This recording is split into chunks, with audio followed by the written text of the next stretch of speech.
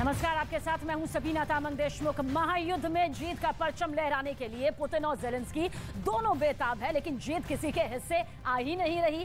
कभी Vladimir Putin भारी पड़ रहे हैं तो कभी यूक्रेन के राष्ट्रपति ज़ेलेंस्की, और इस बीच दोनों वॉर स्ट्रेटेजी में लगातार बदलाव भी कर रहे हैं।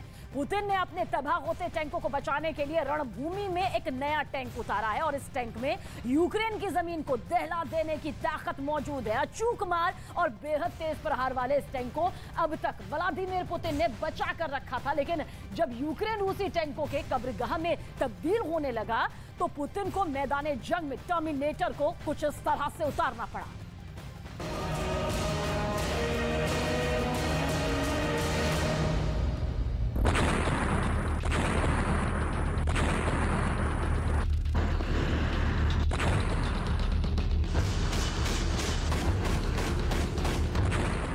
यूक्रेन को झुलसाने वाला रूस का नया हथियार।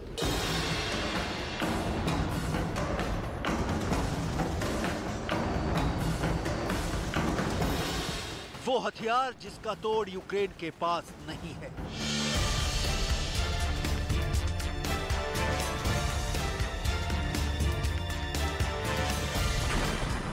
ऐसा टैंक जिसका इस्तेमाल यूक्रेन में अब तक नहीं हुआ।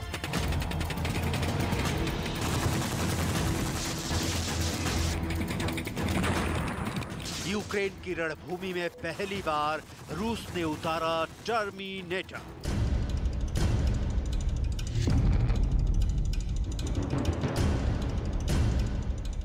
डॉनबॉस इलाके में पहली बार दिखा टर्मिनेटर। रूस के पास एक से बढ़कर एक टैंक है, लेकिन जिस पैमाने पर यूक्रेन रूसी टैंकों को तबाह कर रहा है वो पुतिन के लिए चिंता का सबब बन गया है। लिहाजा पुतिन ने अपने सबसे बेहतरीन टैंकों में से एक टर्मिनेटर को युद्ध भूमि में उतार दिया है। बताया जा रहा है कि BMT टर्मिनेटर टैंक को तो सीधे राष्ट्रपति पुतिन के आदेश पर तैनात किया गया है।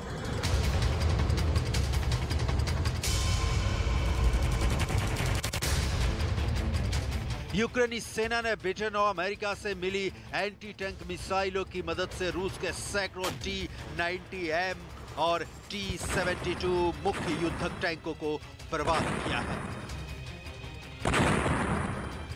ऐसे में टर्मिनेटर टैंकों की तैनाती को काफी अहम माना जा रहा है। टर्मिनेटर टैंक के तैनाती की जानकारी हाल ही में सोशल मीडिया में वायरल हुए एक वीडियो के जरिए मिली है। यूक्रेनी सेना के मुताबिक रूस ने डॉनबॉस क्षेत्र में टर्मिनेटर टैंकों की एक प्लाटून तैनात किया है। इसे लुहांस्क क्षेत्र में सेवेरोदोनेत्स्क के पास देखा गया है। इस टैंक को डॉनबॉस के शहरी क्षेत्रों में लड़ने वाली पैदल सेना की यूनिटों को मदद करने के लिए डिजाइन किया गया है। Terminator tank grenade launcher, anti tank system और छोटे हथियारों से लैस है। टर्मिनेटर टैंकों की पहली खेप को पिछले साल दिसंबर में यूराल टैंक डिवीजन भेजा गया था। यहां इस हथियार के परिचालन, मूल्यांकन और ट्रेनिंग कराई गई। परीक्षण के दौरान इस टैंक ने कई कीर्तिमान स्थापित किए। सीरिया और इराक में भी मिशन के दौरान टर्मिनेटर टैंक ने गजब की ताकत दिखाई थी।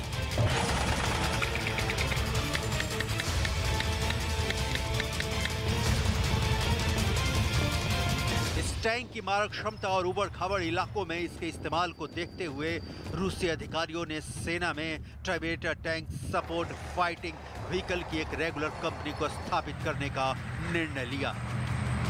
इसके बाद 2022 की शुरुआत में ही टर्मिनेटर टैंक को औपचारिक रूप से रूसी सेना में तैनात किया गया था। BMT टर्मिनेटर एक टैंक सपोर्ट फाइटिंग व्हीकल है।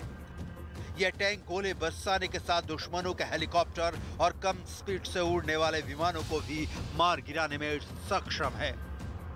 टर्मिनेटर के नाम से मशहूर यह टैंक शहरी क्षेत्र में लड़ाई के दौरान अपने दूसरे साथी टैंक और आर्मर्ड फाइटिंग व्हीकल को नजदीकी सहायता पहुंचाता है, जिससे दुश्मनों के हेलीकॉप्टर, ड्रोन या कम ऊंचाई पर उड़ने वाले दूसरे हवाई जहाज निशाना नहीं बना पाते हैं। BMT-72 टैंक को पहली बार 2013 में रूसी आर्म्स एक्सपो में प्रदर्शित किया गया था।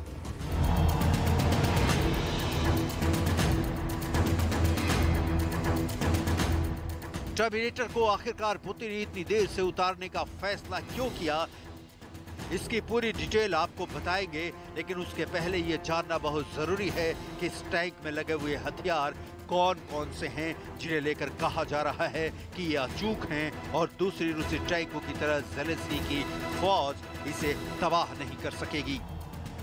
टर्मिनेटर टैंक के प्रमुख हथियारों में 130 mm की एटाका 30 missile launcher, 2 30 millimetre 2A-42 auto तोप शामिल हैं, जबकि इस टैंक के दूसरे हथियारों में 2 30 मिमी AG-17D ग्रेनेड लॉन्चर और 7.62 मिलीमीटर PKTM मशीन गन है। इस टैंक को रूस की प्रसिद्ध T-72 मैन बैटल टैंक के चेसिस पर बनाया गया है।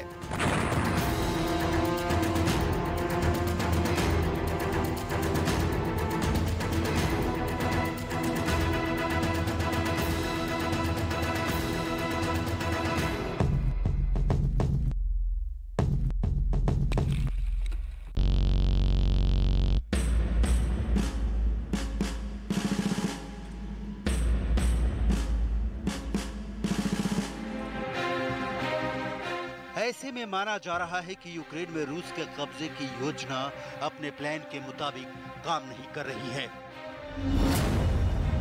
यूक्रेन में अब तक रूस के 873 टैंक बर्बाद हो चुके हैं। इसमें सबसे ज्यादा संख्या रूस के T-72 टैंकों की है।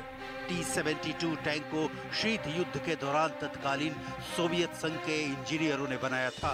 इस टैंक को रूस के दुश्मनों, खासकर अमेरिका के खिलाफ निर्णायक रूप से प्रहार के लिए बनाया गया था। T-72 टैंक के 2000 से ज्यादा यूनिट आज भी रूसी सेना में तैनात हैं। युद्ध के मैदान से आ रही तस्वीरों से पता चलता है कि रूसी टैंक तकनीकी समस्या से ग्रस्त हैं, जिनके बारे में पश्चिमी देश बहुत पहले से जानते हैं।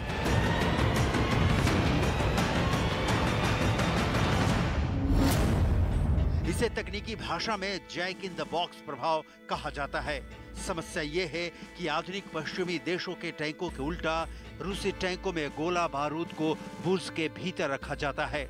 यही बात रूसी टैंकों को अत्यधिक असुरक्षित बनाता है, क्योंकि दुश्मन के गोले का डायरेक्ट हिट टैंक के अंदर चेन रिएक्शन शुरू कर देता है, जो अंदर मौजूद पूरे जखीरे में आग लगा सकता है। इसी के कारण रूसी टैंकों के बुर्ज हवा में उड़कर दूर गिरे हुए दिखाई दे रहे हैं।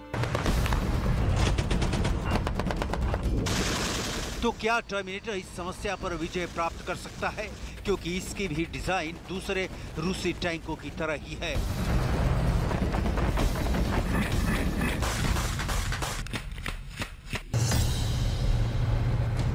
रैंड कॉर्पोरेशन और international institute for strategic studies यानी IISS के मुताबिक यूक्रेन में जब लड़ाई शुरू हुई तो रूस के करीब 2700 लड़ाकू टैंक तैनात किए गए थे, लेकिन देखते ही देखते इन टैंकों को अमेरिकी जेवलिन से यूक्रेनी सेना ने तबाह करना शुरू किया और आज पूरे यूक्रेन में रूसी टैंकों का मलबा बिखरा पड़ा है। टैंकों के मामले में रूस दुनिया का नंबर 1 देश है। रूस के पास कुल 12,420 से ज्यादा टैंक हैं, जबकि यूक्रेन के पास 2,596 टैंक्स ही हैं और ये पूरी दुनिया में 13वें स्थान पर आता है। बख्तरबंद वाहन की बात करें तो रूस पूरी दुनिया में 3रे स्थान पर है, जबकि यूक्रेन 6ठे स्थान पर है। यानी यूक्रेन रूस के सामने टैंकों के मामले में कहीं नहीं टिकता।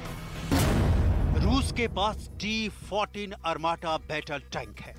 JSC Uran 9 unmanned ground combat vehicle है। T-99 Armata multi role track armoured vehicle concept है। 2S-25 self propelled tank destroyer है। BMD-4 light infantry fighting vehicle है। T-9 बैटल टैंक है। ये सिर्फ कुछ टैंकों की लिस्ट है जो रणभूमि में पुतिन के दुश्मन के छक्के छुड़ा सकती है। लेकिन पुतिन ने पूरे तौर पर यूक्रेन में इसका इस्तेमाल अभी नहीं किया है। और इधर यूक्रेन की सेना पुतिन के टैंकों को तबाह कर रही है, तो हो सकता है कि पुतिन इन बेहतरीन टैंकों का इस्तेमाल भी करे। टैंकों से इतर अब बात चलते यूक्रेन की करे तो पुतिन की पूरी नजर अब डॉनबास के पूर्वी इलाके पर टिकी है, इसलिए यही टर्मिनेटर टैंक भी दिख रहे हैं। पुतिन का लक्ष्य है कि जितनी जल्दी हो सके इस इलाके पर कब्जा हो सके, क्योंकि ओदेसा और मारियोपोल को ध्वस्त करने के बाद डॉनबास क्षेत्र पर कब्जा होते ही पुतिन यूक्रेन के 60% से ज्यादा इलाकों पर कब्जा कर चुके होंगे। हालांकि ये इतना आसान नहीं है, क्योंकि यूक्रेन की सेना का अब तक का ट्रैक रिकॉर्ड बता रहा है कि अमेरिका और यूरोप से मिल रहे हथियारों के दम पर वो आखिरी सांस तक लड़ेंगे। На Донбасі ситуація надзвичайно важка. Як і в попередні дні, російська армія намагається наступати на Слов'янськ і Сєвєродонецьк. Збройні сили України стримують цей наступ кожен день, який наші захисники і захисниці відбивають у цих наступальних планів Росії, зриваючи їх, є конкретним внеском у наближення головного дня, бажаного дня, який всі ми так чекаємо і за який боремось, дня перемоги. ज़ेलेंस्की चाहे जितनी भी कस्में खा लें, पुतिन रुकने वाले नहीं दिख रहे हैं। ज़ेलेंस्की सैनिकों की संख्या भी बढ़ा रहे हैं और विदेशों से आने वाले हथियारों की खेप भी बढ़ाई गई है, लेकिन रूसी फौज के ताबड़तोड़ हमले से यूक्रेन दहल रहा है। ज़ेलेंस्की खुद बिखरते यूक्रेन की दास्तान सुना रहे हैं। Я хочу нагадати, що за час повномасштабної війни російська армія зруйнувала вже 1873 заклади освіти. Це колосальний масштаб втрат. Але коли з тобою об'єднана Європа, американське лідерство і весь вільний світ, можеш подолати і це. यकीनन अमेरिका साथ है, पूरा नेटो ज़ेलेंस्की के साथ है। ज़ेलेंस्की को सहानुभूति मिल रही है, लेकिन देखने वाली बात यह है कि रूस किसी भी कीमत पर नेटो को अपने पड़ोस में क्यों कर स्थान दे। अमेरिकी हितों का पोषण करने को ललाई ज़ेलेंस्की भी समझते हैं कि नेटो में शामिल होने से रूस को खतरा होगा, लेकिन बावजूद इसके ज़ेलेंस्की पुतिन की बात मानने को तैयार नहीं, क्योंकि ज़ेलेंस्की जिद पर अड़े हैं। उन्हें भरोसा है कि आखिरकार पुतिन की सेना वापस लौट जाएगी और ज़ेलेंस्की युद्ध में विजेता साबित होंगे। शायद यही वजह है कि बर्बाद हो रहे देश के कमांडर इन चीफ ज़ेलेंस्की अब इस बात से इनकार कर रहे हैं कि रूस पर हमला करेंगे।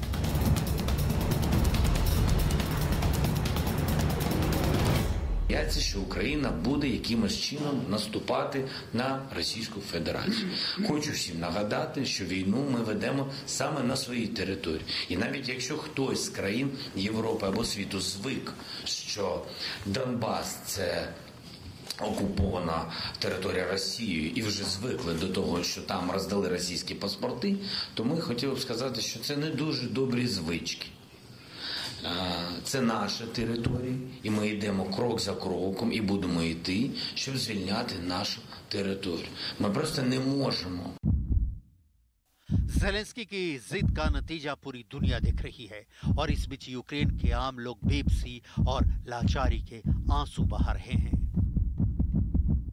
Но для нас, как великовозрастных, мы возвращаемся по той простой причине, что мы можем убежать. Там очень много с маленькими детьми. Маленькие детьми, 1, 2, 5 человек в квартире, и жить им негде, поэтому вряд ли вернуться. महायुद्ध के 90 दिन होने चले और अब आलम है कि कीव का किला अब भी सुरक्षित है, लेकिन जिस तरह से पिछले 10 दिनों के भीतर पुतिन की नीति ने यूक्रेन की तस्वीर बदलनी शुरू की है, लगता है जल्दी ही इस युद्ध का नतीजा निकलेगा, लेकिन कब तक कह पाना मुश्किल है। पुतिन युद्ध भूमि में लगातार नए नए हथियार उतार रहे हैं। उधर ज़ेलेंस्की को भी विदेशों से नए नए हथियार मिल रहे हैं। मतलब महायुद्ध में नेटो और रूस दोनों अपने अपने हथियारों का जैसे परीक्षण कर रहे हैं। लगता है जैसे इस बात की तैयारी हो रही है कि डायरेक्ट नेटो और रूस जब भिड़े तो दोनों को पता हो कि उनके कौन से हथियार कितने कारगर हैं और इसी के मुताबिक उनका इस्तेमाल हो। ऐसे में पुतिन को शायद अब लग रहा है कि उन्हें अपने बेस्ट टैंकों को यूक्रेन में उतारना ही होगा।